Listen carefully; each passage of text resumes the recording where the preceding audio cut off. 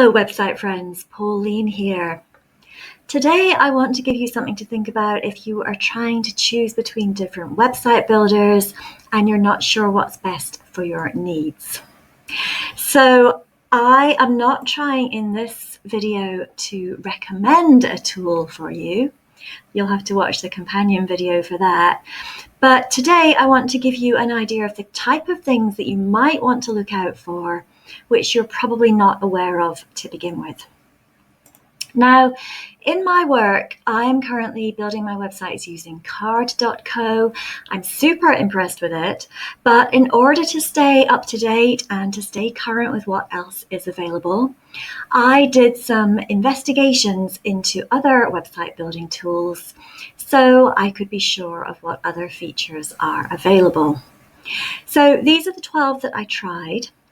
Be aware, of course, that big names like WordPress and Squarespace are not on this list. These tools here are the drag and drop builders, which claim to make life very easy for you, and you don't have to mess around and buy separate hosting or that kind of thing. So these are some tools I looked at, and I have to say that I had very different experiences with them. I was very surprised by some features and very disappointed with others. So if you're in the market for a website builder, I want you to know the kind of thing that might trip you up. And I really want you to know what to look out for before you've spent hours and hours building a site and then you find that there's a showstopper or one thing missing. So just so you're aware what I tried to do, I took this website, which I had created in card.co, and it actually is there to support my other life as an author. And you can see it if you want to at savingsaffronsweeting.com. That's a long name, I know, I'm sorry. But just so you're aware, I took a website that I'm very happy with, and I went to these builders to see if I could recreate it. And here's what I found out. Firstly, if you're interested in the free plan, and I suspect you might be if you're watching this video, then 3 really important things to look out for. How weird is the free domain name that you're going to end up with? So for example, instead of www.amazon.com, you're going to have something like yourname@thisfreeplatform.com. Equally, how ugly are the adverts? Now, of course, we get what we pay for. Almost all of the free tools will want to display some level of advertising on your website, or if nothing else, a little promotion for their website tool. So do make sure you understand, check it in different browsers, and see whether you can live with the level of advertising. And then equally, can you live with whatever limitations are placed on the free plan? These will be different from builder to builder, so just make sure that you dig around and see what limits you have if you don't pay any money to your website building platform. A couple of examples here. I mentioned you might have a really ugly website address. So on Wix, if you're on the free plan, your website is going to be something like yourname.wixsite.com / the name of your site. Now this one, of course, is particularly bad because I've got this crazy long book name that I used. But just be aware that an address like this is not something you're going to want to give to people. You cannot bump into people at cocktail parties and expect them to remember this. And you probably can't even get it to fit on a business card either. So just check out how nasty is the web address that you'll be stuck with. And then in terms of limitations, again, different free plans will have different limits. This is just an example from Strikingly, where you only get a 1-page site on the free plan. It can be quite extensive on that 1 page, but if you want multiple pages, then that's when their upgrade kicks in. That's what to look for if you want to use the free plan and not pay any money for your website at all. As you move on, you'll be considering perhaps the lower cost plans. And even then, this may sound crazy, but just reassure yourself that the builder tool that you're using does actually work. Please, please don't think that when you can't get it to behave or it refuses to do something that is mentioned in the help feature, please don't think that that's you and your lack of technology expertise. I found 2 tools in my investigations where, after some digging around and some trying in different browsers, I was convinced they don't actually work as advertised. So, for example, here we are in Jimdo, or Jimdo, I'm not sure how it's pronounced. The help feature, there's no video, which is a shame, but the help feature says that if I hover in the right place, an add element button will appear. That did not appear for me in the browsers that I tried, and frankly, it prevented me from building a functioning website. And then I usually love Google products. I was excited to try out Google sites, but weirdly, there's some kind of bug in there. The text size of this little piece in the footer was set to small, and whenever I clicked in here to make an edit, pieces of my text would just disappear. So all this goes to say, depending on the browser, the version, whatever it is you're doing, there may be bugs. Please, please don't assume it's you. Don't get frustrated. Just know that not all these tools will work as intended all the time. Moving on. So I'm a web designer. Design considerations are super important to me. And I suggest that in order for your website to function well and do its job, design needs to be really important to you as well. So when you're looking at different tools, make sure to check, can you place items freely where you want them? Or are there some constraints put in place for you in terms of what layout you can create? Equally, many of the tools, when you first get started, they will ask you to choose a certain template, a certain arrangement of your elements, and you'll be basically stuck with that.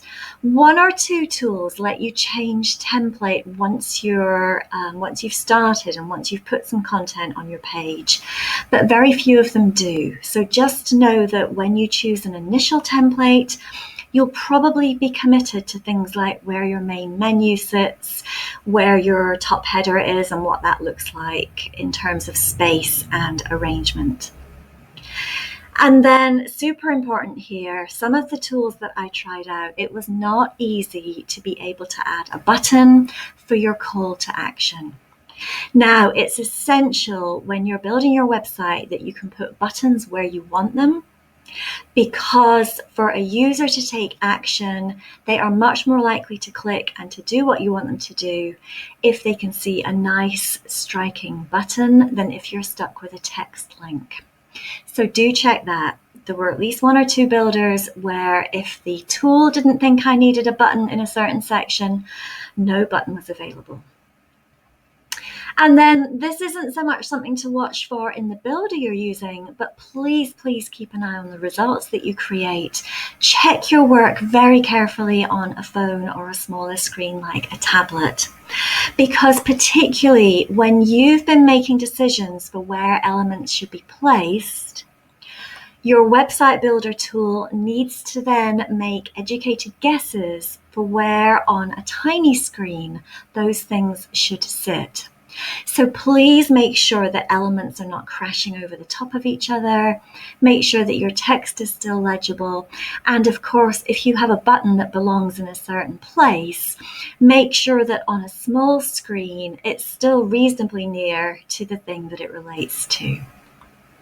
Okay, so those are some design layout considerations. Now, color. Color is a favorite topic of mine. If it's important to you to be able to specify your own website colors, then please, please look for that early in the tool that you're testing out. Many of these lower cost building tools do not let you specify your own colors. Some of them give you a bit of flexibility, but with some of them you have very few choices as to color for your website. You might pick a template and you'll find your only color choice is the red version or the blue version. Now, If you're starting from nothing, you've got no business, no brand, no business cards, no online presence at all, you might be okay with going with a website builder which basically guides you into a very limited set of colors.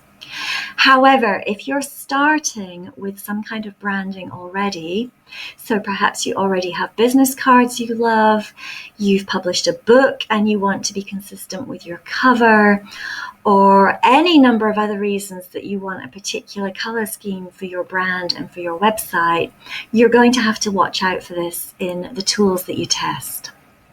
Examples here, this is Webnode, and in this template at least, it's a very nice clean look with a white background, but then you're given a choice really of one accent color from these. So you can either have the pink accents or the blue accents, but you're stuck with a choice really of very few accent colors. Back to Jimdo, they have an interesting option where there are some more color choices and color kind of energy levels to pick from.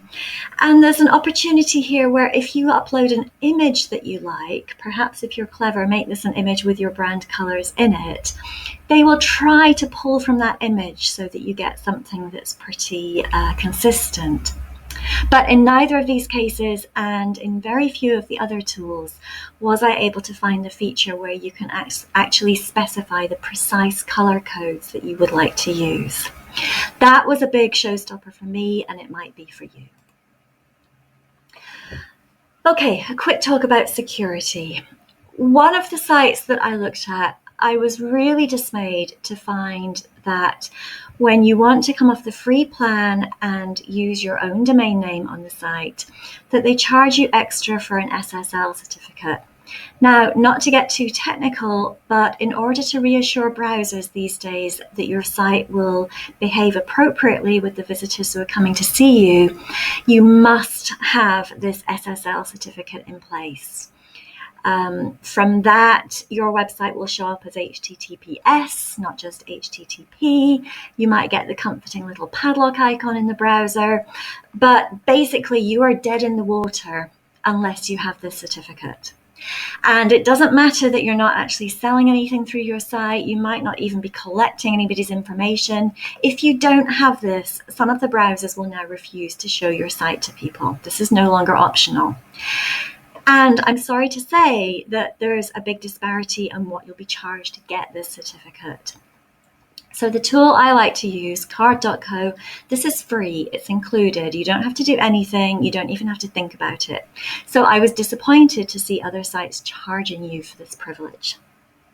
And along similar lines, do you trust the tool and the company that you're using? Now, one of the tools I tested, it invited me to sign up with my Google account for a free trial. And I got the distinct impression that unless I remembered to cancel that trial, that they would try to apply my on-file billing information to make sure they charged me. I don't like that kind of behavior in a sign-up process. And then equally things like the cost of your domain name. Some of these tools, you don't have to buy the domain name through them. But if you do, some of them will give you a free domain for the first year. That's nice. But please, please look out for what will you be charged next year when it's time to renew. Examples here. First of all, that SSL certificate. This is Jigsy. And they're basically saying, if you want to use your own domain name, then you have to upgrade. Okay, fair enough. And by the way, once you upgrade, they're not giving you a free SSL certificate. They're charging you, and I can barely believe this is right, but this is what I found in the help information. They want $49 a year for the certificate. As I said, other places give you this for free. And what really upsets me about this is that by the time you've spent many hours making your website on Jigsy and you're happy with it, you might be so frustrated at the idea of switching to another provider that you'll just reach into your pocket and pay this. I consider this to be tantamount to bait and switch, so please watch out for it. Just check into what the cost of things like your SSL certificate will be on the platform that you pick. And then I said that your domain name, Okay, it's not huge money, but by the time you pay for this every single year, I don't see why you should be overcharged for the privilege. There are many places to buy cheap domain names. Again, watch out for what it costs you in the first year, and then subsequent years. I tend to just send people to Google because it's $12, 12 US dollars for a .com, regardless of how many times you then want to renew that. But look here at Weebly, they want 20 US dollars. So every year, basically, they're making a nice amount of profit out of you. And this annoys me a little, especially for the website companies that give you a free name for the first year. But then, yes, my goodness, they make their money back from you in subsequent years. And finally, to wrap up, if it's important for you to have extra features on your website, then of course you will want to make sure that you evaluate the tool with that in mind. So some typical things which may not be included in every tool or in every pricing level is the ability to have some kind of online store if you want to sell products directly from your site. Of course, it's always straightforward to link somewhere else if you have products for sale through Etsy or Amazon or Gumroad. And a blog. Some of the website builder tools will happily let you build a blog, others will not. So if a blog is important to you, then make sure that goes on your list of things that you evaluate. I'm finishing here with a quick checklist of everything I've talked about. I'll put this in the video comments as well. My message to you in this video and my recommendation is that before you get too heavily into using any one tool, make sure you know which of these items are important to you, and be sure you verify for the tool that you're using and for the package, the pricing point that you have in mind. Make sure you're comfortable that your priorities are catered for. So if color's a big thing for you, look at that. If you don't want to be price gouged for your SSL certificate, just check into that. So here's a quick checklist of the things that you might not realize you should be thinking about when you're choosing a website builder tool. All right, so I hope this video was helpful. Again, I'm Pauline Wiles. You can find me at paulinewiles.com. And if you're in the planning stages of your website, you want some more advice on how to evaluate tools and how to get started with your content, there's a free downloadable kit that you can get. This is on my site, but the short URL is bit.ly/website-start. Once again, I hope this was helpful, and I'll see you next time.